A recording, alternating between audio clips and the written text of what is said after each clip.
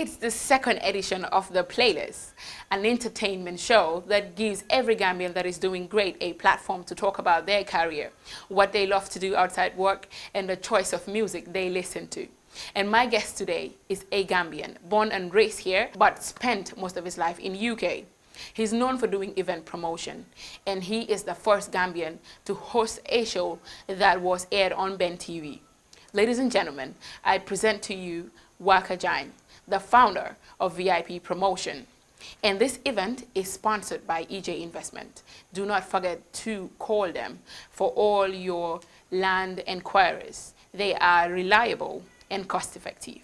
And thanks to Bowsbed for this beautiful look. And also, my makeup is awesome thanks to ID's Beauty.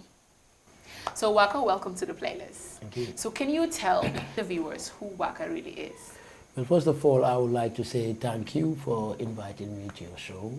It's a great show. I know it just started recently, but I see that you're progressing, which is very good. Thank you. Regarding your question, WAKA Jan is just a nice, humble guy, from Banjul, from the Njayan and Janyan family in Lancaster.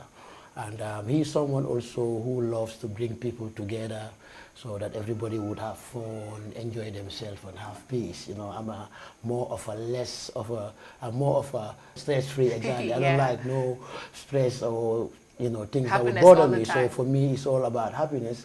Because you can see it when you see me. I'm more jovial. I'm friendly to everybody. So yeah, that's who WAKA Jan is. Yeah, I can assure that because knowing you, I've never seen WAKA stress for a minute. I always see WAKA, cheering himself and cheering people around him, which is a very great spirit. Exactly. But can we talk about what you do, which is event promoting? What makes you fall in love with what you're doing?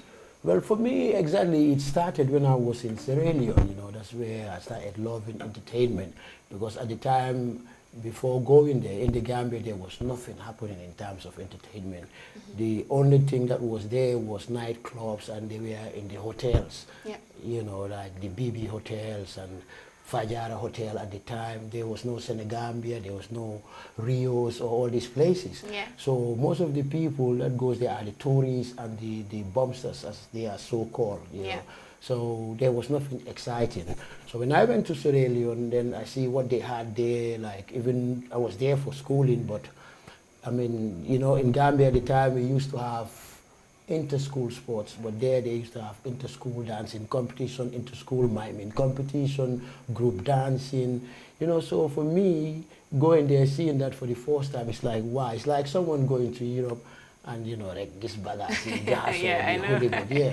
So it was really interesting and exciting, so I said, wow, I'm definitely going to get into this, especially at the time, the dancing side of it. Yeah. So, we were in a boarding school, me and some couple of Gambians. Which one was that? A bow school. Okay. In Sierra Leone? Yeah, in Sierra Leone. Okay. We were in the boarding school.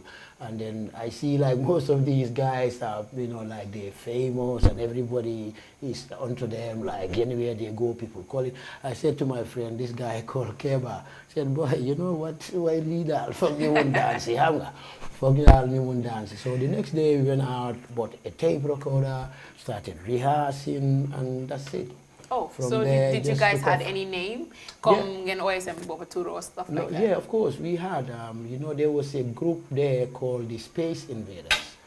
It was a dancing group. We were not that good to join them because they were so excellent. Mm-hmm. But for the fact that we were foreigners, well, I wouldn't say we have money, but that's how they see it. Yeah. So for them, because we would also help them in buying costumes and, spending here and there. So obviously they invited us to be part of the group. Mm-hmm. But at the end, when I came back to the Gambia, I used the same Space Invaders name. Mm-hmm. We'll get to that, but yeah, that was the group. Okay.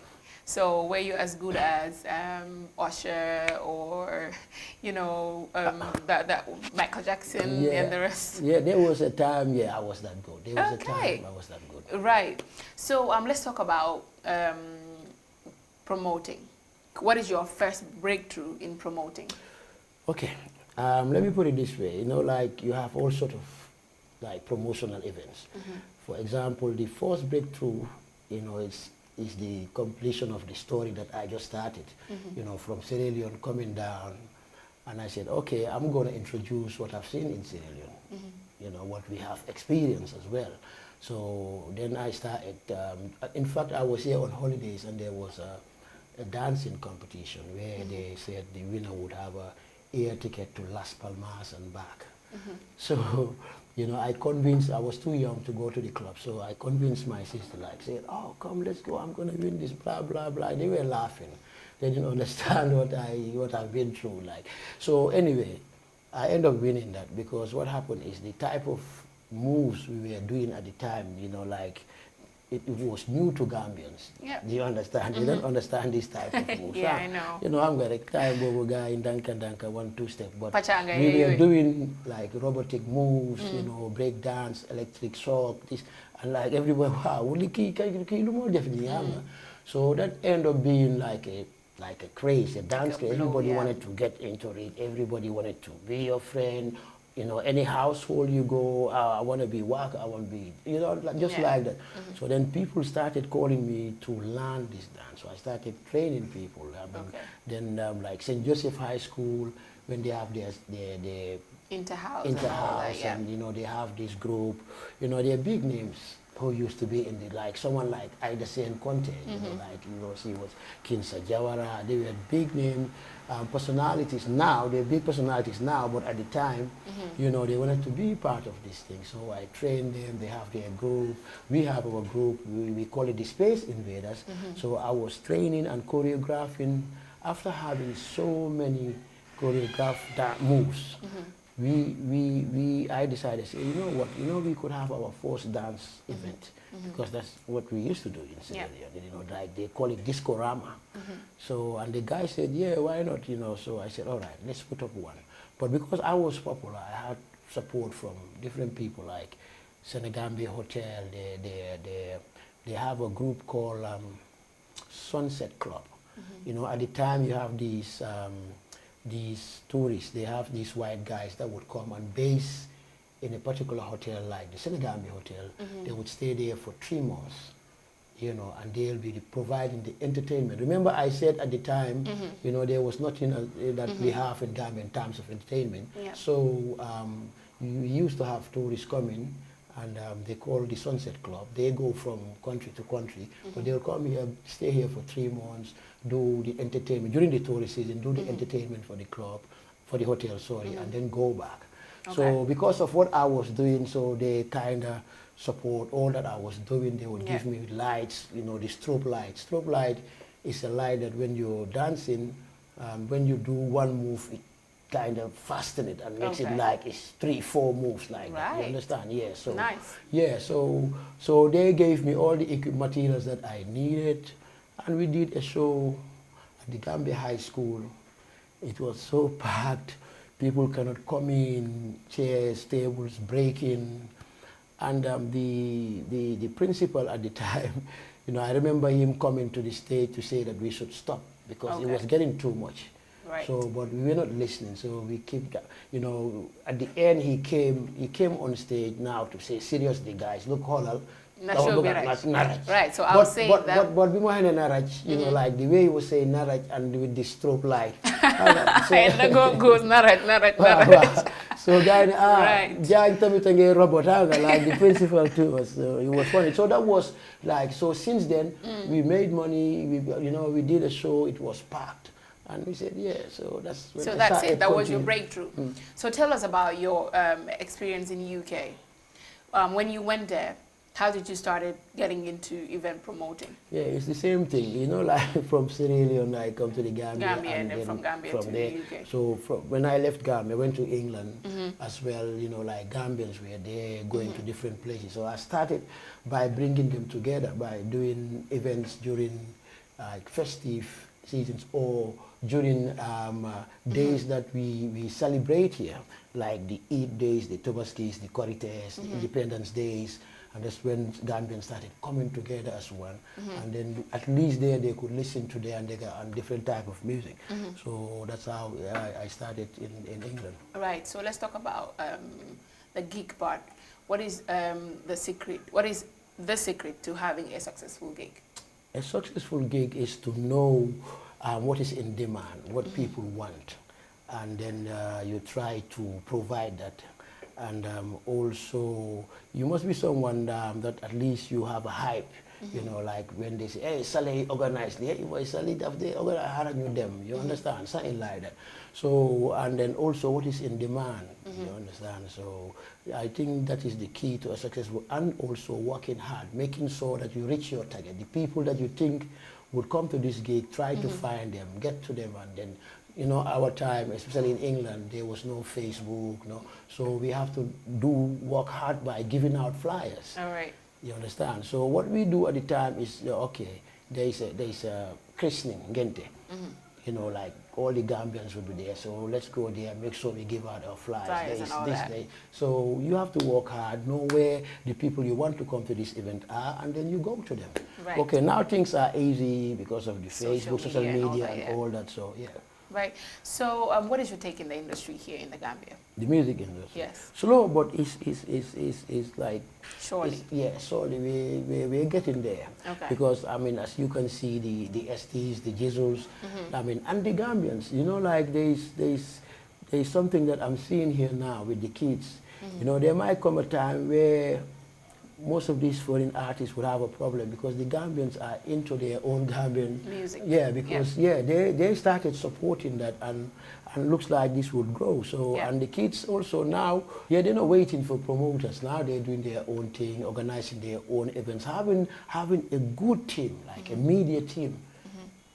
You understand? Who would be on social media, they're organizing meetings with their fan clubs, they're doing their road shows, so they're just doing the right thing. So the way it is going, the only problem I have with what they're doing at the moment, especially the artists themselves, is, you know, what they're doing is good because you need to have a base, do you understand? But then after that, you need to think of how would I go international? How would I go from Gambia, maybe do a gig in London, or even here, Senegal. How would I make myself popular? Exactly. I mean, the way we're calling the Wally Seekers really and the Pablos, you know, that's how our artists should be called, either in Senegal or Guinea-Bissau, you understand? So that's the next step for them. Soon guide all the family, they're content with what they have here in the country. Most of them, they're content, but then at the same time, too, I'm going to rap beat, barina torop, you know, man pour man, especially if you're from the Gambia, I always think that, you know, if you can sing, you have more of a chance than if you can rap. Wow.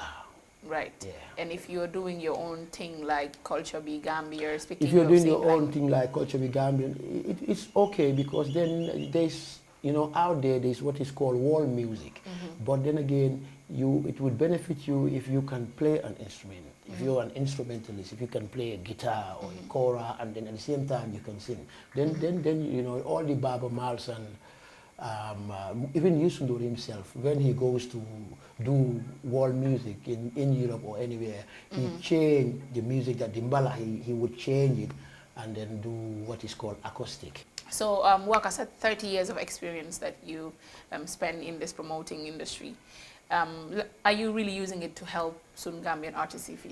Yeah, that's obviously, I mean, as I said earlier on, you know, at the time I was in the UK, it was not easy to take them there, and people used to like kind of criticize and say, oh, these Gambian promoters is only, you know, Senegalese musicians. Because someone like me, I took all of them, all the Senegalese musicians. Parce que dañ leen jiñ dañ dee wax ne yéen a do dimbale gaay da ngeen dee yóbbu seen mbokk yi foofu noonu moo tax most of Sun Gambian artists yi before I'm nga dañ dee yóbbu most of ñoom foofu waaye time bi gaay di wax even now, you know, like muloo gis benn artist ñun time bi ma gënee xarañ si affaire bi nga xam ne I was really busy with music promotion and like bringing Senegalese artists or bringing our Senegambian, should I say, even though I was only bringing Senegalese, you know, at the time, you know, like if you're in demand.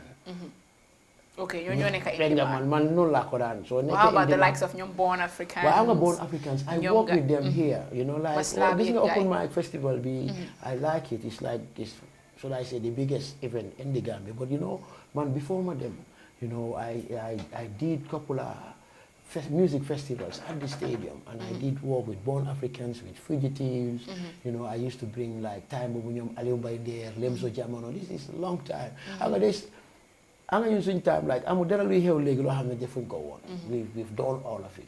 I'm in a generation be legal hamuñu it but you know when it comes to music artists yeah, we've done that. But in the UK it's different because I'm a Gambian then this I'm man ko la ñoo indil sax yeen xam nga nga ne dañoo indi benn Sali Diop waaye Sali dafa mun dara ma ne ñun waali lañ bëgga xam nga so you don't want to spend your money waaw so loolu la woon rek loolu la woon why at the same time you know people like Singate I took him to the African Music Awards. It was a big thing, big names were there, big footballers, big musicians. You know, so for any chance, so you I made mention Dugal Swing guy. And there are other few garment artists definitely that are at England. But the family feel like promoters here, institutions in I mean Senegal is in the why regarding what you ask me is to advise them like how they plan their career. I mean what they do when they're on stage. Then you want to get a feature, and then you want to get how they interact with the crowd. You know, saying video production. You know, this is the experience we're using, and then we advising on whoever comes to us. Okay. All right. So let's talk about the part. It's about participating in the organize, which you are known for. And lately we have a lot of young people. They're getting into it. Tinga party buneka, camouflage, rouge party. Makeup party. What do you think about those things? And what would you say to ñi nga xam ne ñoo ko organize? Xam nga short term la mën a nekk after fast off because di nga oote lu nekk ba léegi fast off. Nga te moo door di am sax. Ba pare da nga gis for example like su ñëw comme like man dama mën a fan laa jógee. Comme England ñu ne oh Sali moom def moo def all white de. So yow la ñu xamee all white dañ la ko bàyyee. Keneen daf dee def black and white also. Waaye fii di nga gis millions of people def all white. Understand nga lately di nga dégg camouflage di jazzy wear ku nekk daf koo def. So faa dem ba du safati. So loolu dama foog ne dafa yaa. Dañ ko war a wàññi daal. Dañ ko war a wàññi. Even though dinaay am na comme in England man I used to suma parties yëpp ak Jamaican si la woon. We used to do jazzy wear. Xam nga like comme team bi nga support Arsenal Man we used to do that 10 years ago stuff like that. So why Gambia si léegi la ñoo catch up but they need to. That's fine. All right, so let's go for a short commercial. We'll be right back. Dreaming of owning a property in a prime location with great proximity and fantastic neighborhood? EJ Investments Sanyang Seaview Estate is the best choice you have been waiting for. Our Sanyang Seaview Estate is approximately 15 minutes drive away from the busy hub of Brusubi roundabout and into the heart of nature, where you can have a peaceful and relaxed lifestyle with your family. You can buy a finished 4-bedroom story with 5-year flexible payment plan or a service plot with 2-year payment plan option. With over 300 homes, you will enjoy big tar roads with covered drainage, modern electrification with solar street lights, gated entrance with security post, and a breath-catching experience of our beautiful sea view and lake view. You can own a home today at our Sanyang Seaview Estate. Call us today on 446-4838 or 325-9220. Visit our website on ejinvestments.net. EJ Investments, first in property. Welcome back to the playlist. And today, I'm guest Vidal, Moy WAKA Jain, owner of VIP Promotions. WAKA has done a lot in his life, basically. If we want to talk about all of them, so come ni malenko weherek WAKA la. You talk for it, put first in watan about his career, what he loves to do, and then he runs us through some of the things that he has achieved and things that he is willing to do for the country, and he is going to be doing. WAKA, you watan, the part where you manage clubs. We've seen you manage Cavalli, and then you also manage Seaview. Yeah, are you still managing it, or? Yeah, it was a contract that we had for 2 years. And, all right. Yeah, but go on with your question. All right. So you're managing Cavalli, and then you've managed Seaview. How would you tell us the industry here in the Gambia? Industry land. Industry music and also the part where people would come to the clubs. And they basically organize the events. You have to drag people to come in the clubs there. Wow, I think we talked about that earlier on about how to get people like young events now they pull in the end like there are certain events they're very popular. Come events are very popular. You know why come I remember one time in my holiday I used to come and do it all white. So you know them to know why you know so this everybody would be telling me one day all white. But then you lake it for body Ken what you're still get us all white? Well, yeah. I'm even doing one this year. Next year, should I say, because it's January 6th at Club Envy. Because smoke fates and then you call, you know, they know, very all white because then you go them be, so you hold it, don't hold it, then you pay the pile, you send bagage here. But yeah, I mean, regarding the as you said about Seaview, you know, like Lulu Mom, it's something that I do. And even in the UK, because of the TV show that I was doing, I do like sort of a consultancy, do marketing for certain companies and institutions. So Seaview, I was doing the marketing because for their rooms and stuff because I'm known in the UK and also most of the garments in Europe. So people come into the garment, they will call me, come on. So yeah, that's it. Yeah. So you're how many come? Them Sierra study. Instead of them janga fufu no for you be. You turn out because of a group they're doing dancing and all that, and then you got yourself into that, which led you to becoming a promoter now. So did you finish your schooling? Yeah, I did. It was high school, high school, you know. But then obviously, when school end up.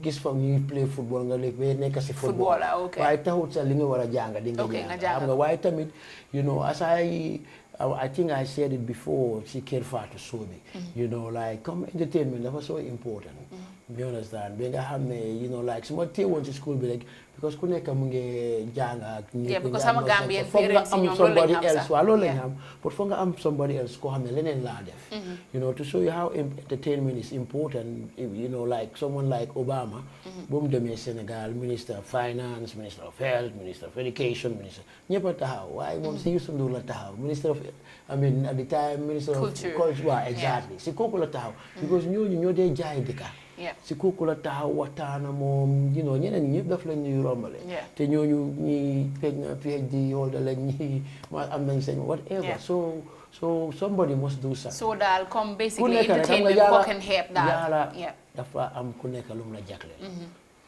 man saa nga ñun nag si côté boobu la ñu yàlla jagleel xam nga so moo tax ñu téye ko moo tax ba léegi ñu ko def sax xam nga because dafa nekk si ñun. All right. So promoting, is it really making money for you in the Gambia compared to in the UK? I'm going to compare to UK.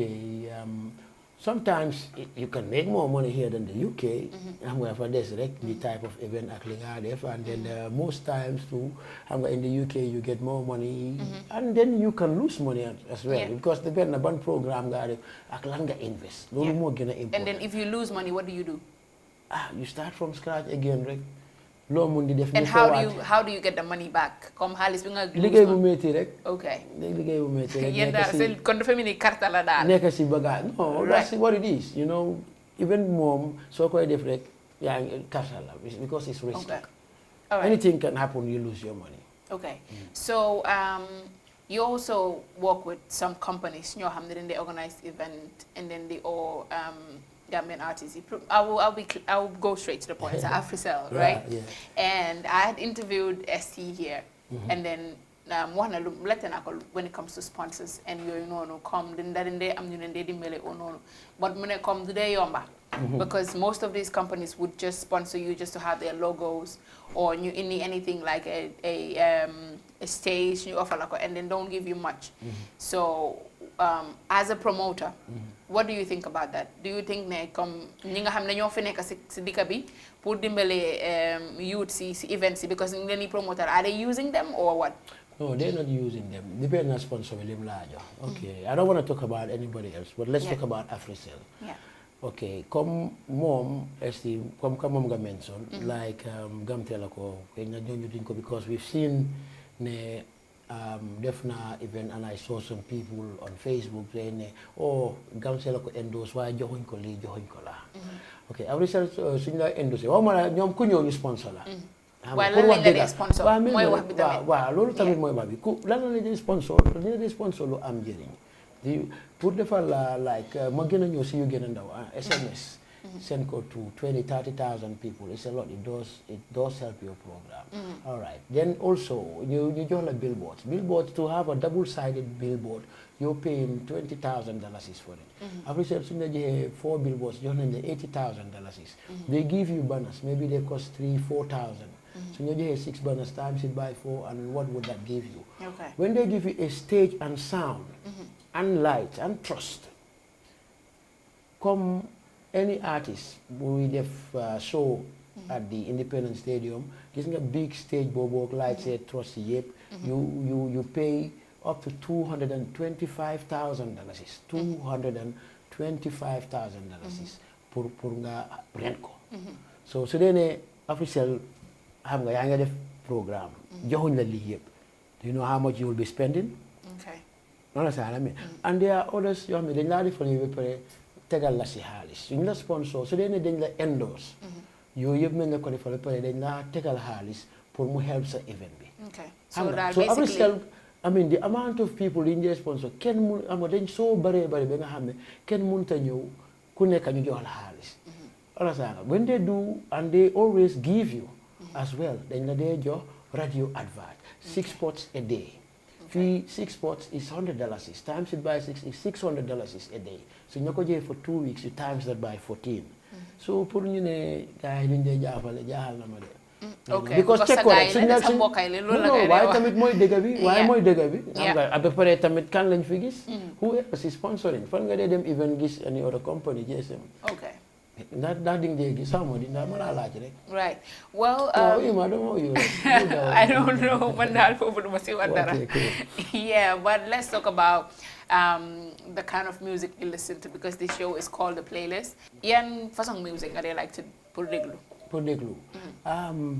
Again, man dafa depend si ban mood laa nekk. Am na time yoo xam ne si depend si environment bi ma nekk xam nga naa déglu particular music right now. Na déglu boy yi Gambian musicians because I want to know more about them. Now that I'm here, I'm concentrating on them. Naa di déglu Gambian music. Si Gambian music si musician si kan nga dee déglu ban wéyam ak lu tax nga dee déglu wéy boobu? Waaw lu ma dee déglu kenn rek naa dee déglu ñu bari. Say for example nga ne ST am na wéyam bu ma like comme maybe Mandinka Warrior bi Bilka Wisi Nkam fanjube famu kam fransude koliri sol kaba muntole hasol nin skonko le kam kunde Birikama boy sol saraba wole pleno. When it comes to this shit dele Gambiana dandala banko beno akonya mankela starting safo endele la stala stati. It's funny how ndokel koima like bari pamali muta dingoti. See I'm not even impressed ni molendi besa ka fanya mustalti. I'm bigger than all these other stars. When I make a galaxy aba cool in it fan sola be cool in it komansa musana la muruba ndol meta parerin sim kuntu makunda kinte stop non tolbe motivate in lyrical musa molon ko en talon kunta kinte ja foe. Who am I? I'm a Mandinka warrior. Say who am I? I'm a Mandinka warrior. Who am I? I'm a Mandinka Mandinka Mandinka warrior. Who am I? I'm a Mandinka warrior. Say who am I? I'm a Mandinka warrior. Mandinka warrior. Why? Why do you like the Mandinka warrior? Wow, what do you like about Mandinka? Right out. Yeah, because how many Mandinka, you know, but not only that, sir. WAKA Jan, Wolof warrior. No, wow. Doko remix, I am the Wolof warrior. Wow, I'm the Wolof warrior. Yeah. No, Salvi, okay. Then you have Nobles, Kokombi is danceable. Yeah, Kokombi is danceable, yeah.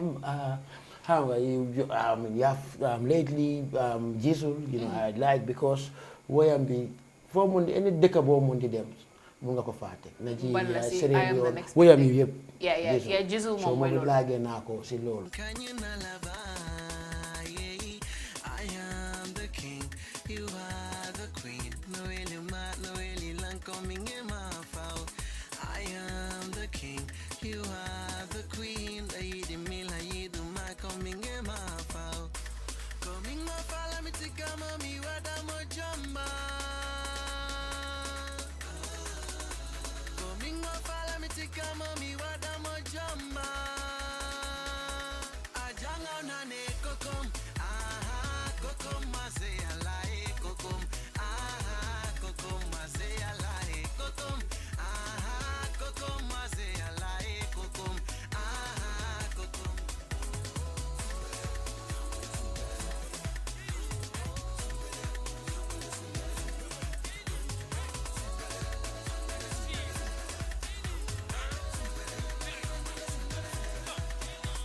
and then you know like nga come to the other side comme que Gambie ñoom dafa am benn trend bu dee génn all the time nga ñëw si commence yi attaque yeeg big fight ñoom it am nañ seen taas yi ñoo def attaque ban si you know you talk about attaque is it Bini oyema Badu Jack Badu Jack bi actually sax tey ñu ngi ko doon defaral advert because he's gonna have a night zone with Africell this Friday at Alibaba Gardens awrema Badu Jack bi boobu like naa ko attaque mooy yàlla game bi kuma bada jaamu doon nga xeefeer na deret tuuru te na jooru boy ndax mooy sa njarte attaque im punchlines lay rotal at bi comme baatu gerte hey Badu Jack oh yeah ma Badu Jack rapa bi ngeen yaakaar lay tama si boñam bedu ñaak Badu Jack hole ma Badu Jack good of be batul attack foguma boy nga repa batulat bay na di compete ndax tay aw ma morom ndax may king sisters de chin legal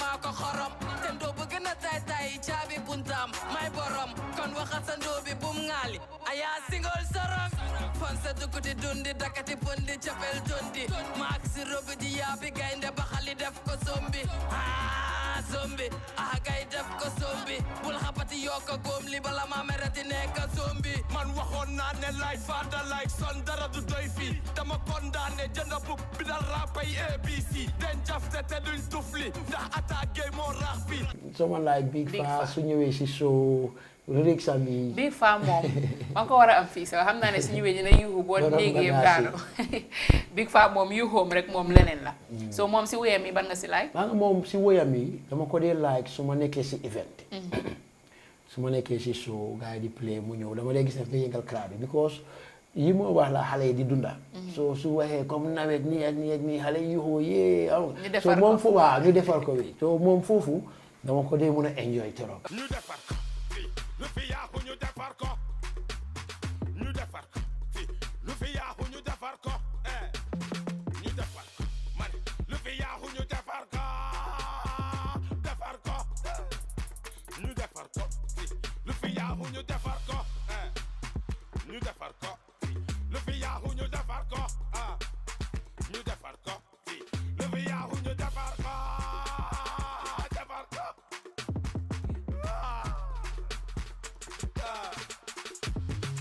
dégga jot na kon dog ñu wax ko mane liggéey jot na jóg leen ñu def ko nañ raxas xoli koomi réew mi ñun ñëpp ñu faj ko ñun ñëpp di saytoon Gambia decided ñu am lu ñu bugga Gambia bugga divided ñun duñu ko nangu billaay duñu ko nangu ñëpp a ngi noppi ñëpp a ngi seetaan tribalism rey na nit bu sumbala okay and when it comes to the outside or the music Senegalese music Youssou Ndour Pape Diouf Wally Seck okay Youssou Ndour ban woyam moo la gën a neex dena way bu ñu suma génta gi it's not this dancey one it's a slow jam you know I just relate to it okay yes so danga géntoon nekk a promoter and what now no suma génta bi yéena ma si àdduna suma xoolee suma gannaaw suma xool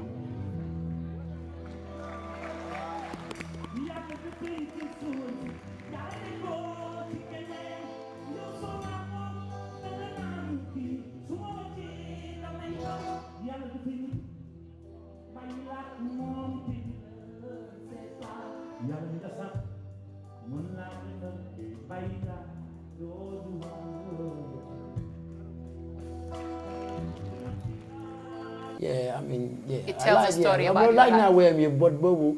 I'm there in a moment. Some de neka muna ko play. Fa am in a moment. I'm the much de li muna play Bernard Sani Bob Marley. Depending, I'm going to say ban mula neka or silan la joge. Okay. You know, new Michael Jackson. These are big icons. Like Michael Jackson, I would always, you know, there's a time now when I'm happy really. You listen like, to it because I'm related. Okay. Same time being done dance. See music, I'm playing dance. Wale nak. Hale wali nga na? You say hale wali nga bokk na? Wali right now, suma moto bi right now moo fa nekk. I mean, du ma mën a nekk man si magi wali la. Wali papa am ñoo ko daan yóbbu Angleterre. Popi wali nga kon ko tere nek lo popi no magi wali nga bala wali la no. Popi wali nga. Waaw. Okay, jeex na kon wali nga ni popi wali. Miir naa. Waaw boobu moo la di dugal. laaj So am nga right now ku la miir loo na. Kan man. La am naa ko ma miir loo. Waaw non aw ma ko. Waka la yaar aw ma di. December baa ngi ñëw de gars yi ñu ngi wàcce si. mënuma dara ma teego ak soo faali foofu rek. So do you have any event boo xam ne organise nga ko nga dugal fa sa xaalis and it didn't turn out to be like the way you were expecting it to be? Yes. Actually, when I even Mamusa Def Stadium with Lemzo Jaman a long time ago, number one, they were new, even though they had a song that was very popular, and I used to love that song. Wow, and said Sima, like you know, for no change balabi. You know, Tafa Fai Marimba. They had like a talented group. Lamin Fai, Alium Baindir for la Juge, Falu Jeng for la Juge, Salam Jalo, Pamju for la Juge, Amat Samba, Madaba, you know, like it was like a talented group, group. Anyway, my Indian fee, and we did a show. Number one, it was too early for them to play at the stadium. And secondly, the Mahebon Stadium be like, you know, Bari Nima Dimbele Bari, not Faisal Bisa, Nima Dimbele Bari won. And stadium be the Bari Bunta. So, Mangi Daufi, you understand? At the same time, Mangi want to make sure the things are okay. So, I'm on enough staff. So, I guess my gisla and Gaduka say, well, hi, Sally. I got boy, don't tell me if you I want to be in your this one that I say, Alice. After the show, I'm telling you.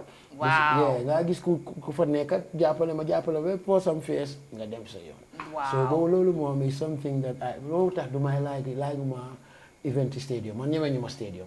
So, you that's a mother. Is that the reason why you organize David OBC Q City or? Q City, well, you know, it's only stadium in Koron because now you grow up. Time when I'm young, I was early.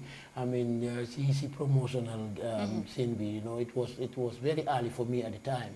You know, so it was just this when I just started, especially with bands. You know, so.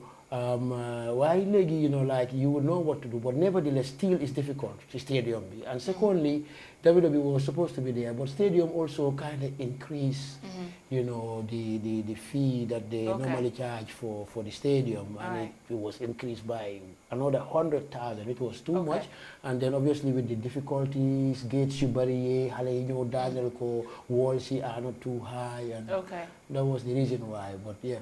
How was the WWE? The Davido was alright, but it it could have been the turnout wasn't good compared to the first time. And then if you know Davido, I'm gonna think of Gambia. So did you guys make your money? I'm gonna Davido be, you know, like the way first thing contract be fast entertainment. I'm a mom. Contract you know, like you cannot talk about it over here, but obviously, you know, they could come you make you that. Okay. Okay. Is it to make up from what he did the last time or? Mom made na mom lola buga. Okay. Na mom lola buga so na let you see. Yeah, because tamid more move. It was supposed to be on the 8th, which was a Saturday. You didn't dig it. Actually, even can online flyers, not the hard copy, but on social media. So move to Sunday. Okay. Sunday so he compensated. But actually, and then obviously, okay, I'll make it more easier now and blah blah blah. I'll come with my private jet, so we don't need to buy tickets, you know, for the band members and stuff. Cost you. So you know, like we could. Like come first time. Do muna mel first time be. Fok mu ñew def lu baax nit ñi namaat ko. Waaye yow xam nga first time bi nu mu demee. Yeah, you know, first like, time complain. So people so fee already we know like we were fighting against that. Yeah. Number one. Number two, lim ñu ko move low to the Sunday, even though we thought nation could have early, but then people are already used to coming at night. You know, so you factors like then one time it again, even though he had a good show, good performance like that.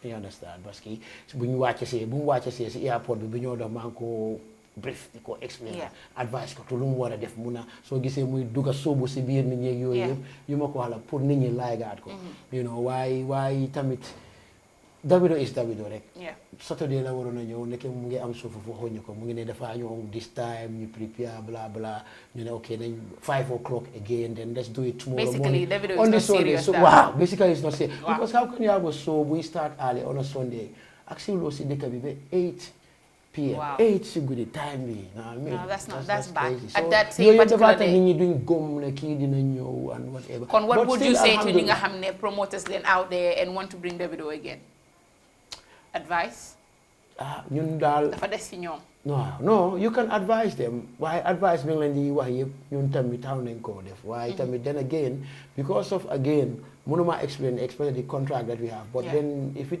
was like a proper and solid one there are clauses that you put advice yu fa gars yi mun a def you have to be in the country the day before the show otherwise we wouldn't pay the balance you have to blah blah blah blah understand and then mu xam ko make sure ne sign na ko then dina stick to loolu. Okay, so last question. What would you say is happiness to you? Happiness, that means to you? Biggie. Biggie. Happiness day, boy.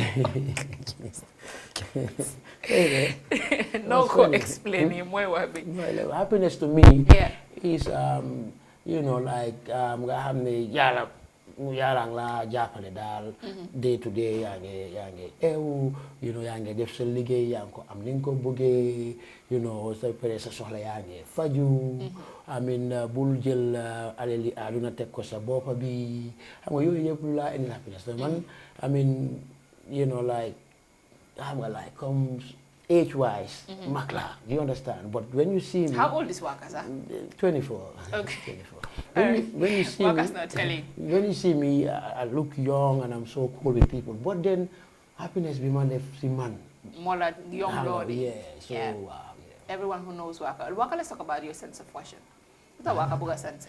Luta buga sense. Sense luta buga how many? Why tamid dama Japan nit mom nga for neka nga wara look good. So by hell. So I dem interview. Then so because na impress nila interview.